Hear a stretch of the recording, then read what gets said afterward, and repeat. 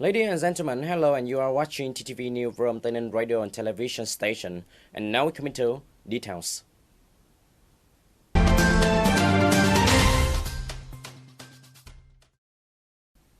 Ladies and gentlemen, on November 7, 2019, the mission of Ministry of Home Affairs was led by Ms. Hà Thị Dung, Director of the General Department of Home Affairs, had the working session with the People Committee of Tây Ninh Province, Mr. Trần Văn Chiến, Vice Chairman of the Provincial People Committee, and leaders of related departments, agency, the People Committee of Thành District, and Tây Ninh City received the delegation.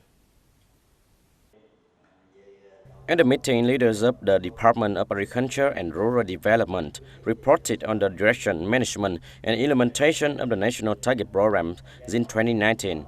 Accordingly, from the program investment capital in 2019 reached more than 2,144 billion Vietnam dong to invest in construction of works items.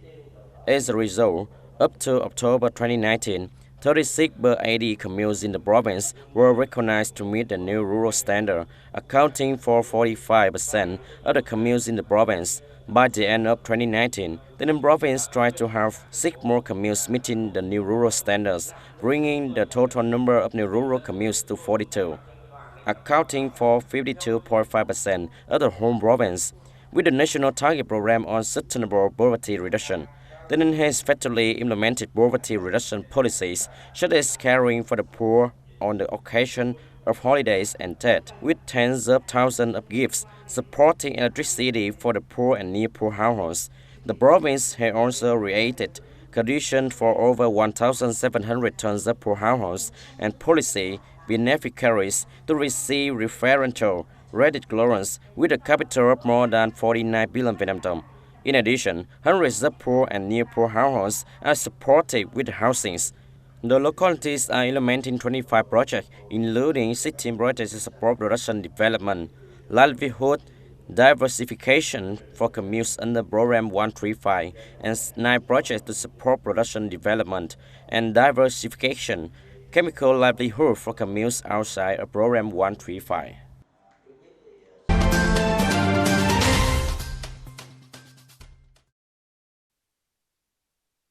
In the afternoon of November 8, the Provincial People Committee had a regular meeting in November 2019. Chairman of the Provincial People's Committee, Mr. Phạm Văn Tân, and Vice Presidents Mr. Nguyễn Thành Ngọc, Mr. Trần Văn Chiến, and Mr. Dương Văn Thắng co-chaired the conference. At the meeting, the Department of Finance submitted 3 contents, including report on the status of implementation of the target budget in 2019, state budget estimating in 2020, plan for the allocation of local budget estimating in 2020, report of the finance plan 3 years 2020 to 2022. According to the report of the Department of Finance, the management and exploitation of revenue sources in the province in 2019 are guaranteed according to the estimate, in which revenue from foreign invested enterprise, revenue from non-state sectors, revenue from land use fees, lottery activities don't exceed 100% of the estimates, especially revenues from export and import activities, which exceed 210%. Estimated state budget revenue in 2019 in the province is estimated at 9,366 billion Vietnam dong, as 117.1% of the estimate of 22.1% over the same period. By October 30, the state budget revenue reached 8,000 billion Vietnam dong. 6 per 9 district and city met and exceeded the state budget revenue. Regarding the total local budget expenditure in 2019, in the province is estimated at 9,920 billion Vietnam dong, reaching 112.7% compared to the estimate.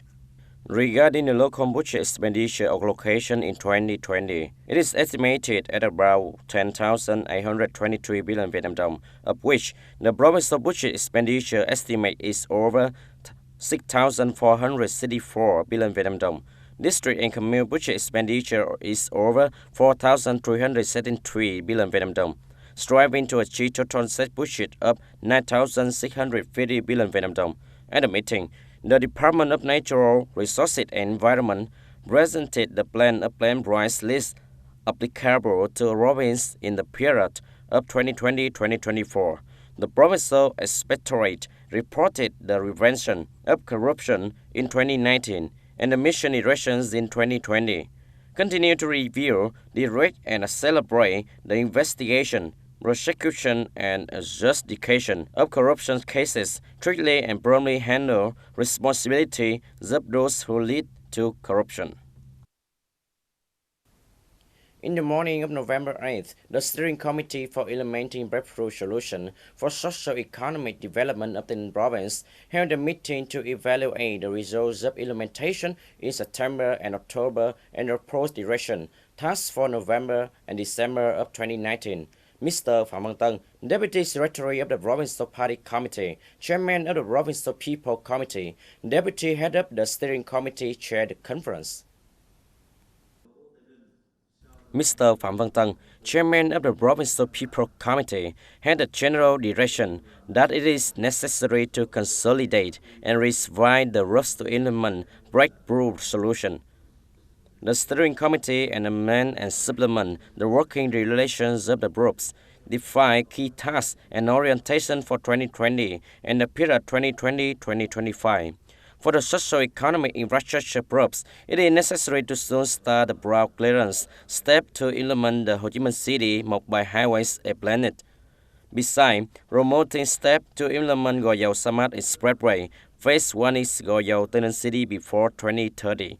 The chairman of the Provincial People Committee also directed the socio-economic infrastructure group to propose the Ministry of Transport to celebrate the repair of National Highway 22B, Ru Tân Biên District. Please advocate upgrading Highway 22B.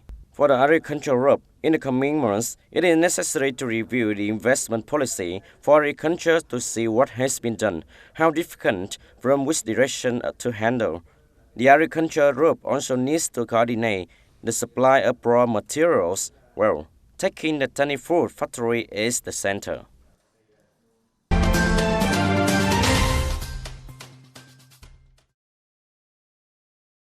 In the morning of November 8, 2019, representatives of the Ninh Provincial People Council, including Mr. Trần Văn Khải, Deputy Head of the Propaganda Department of the Provincial Party Committee, and Ms. Đăng Minh Lũy, Vice Chairman of the Vietnam Fatherland Front Committee of the province, and representatives of the District People Council, had the meeting Trảng Bàng Town voters.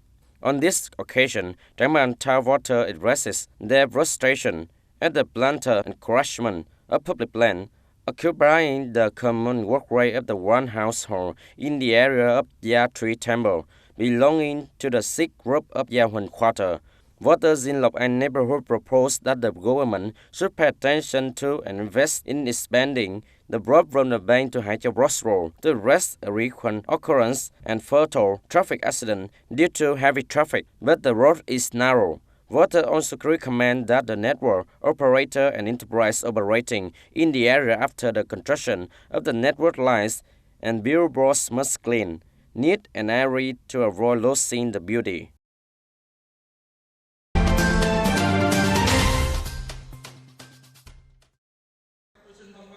On November 8, 2019, in Trảng Bàng Industrial Park, nearly 150 delegates of FDI Enterprise doing import-export activities in the province attended the two dialogue sessions in 2019 organized by Tây Ninh Custom.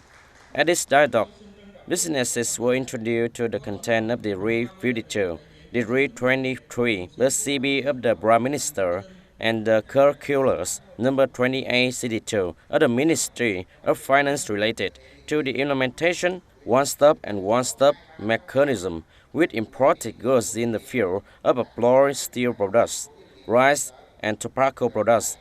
A number of new documents on the management of custom procedure with goods banned from export and import, propaganda information to businesses.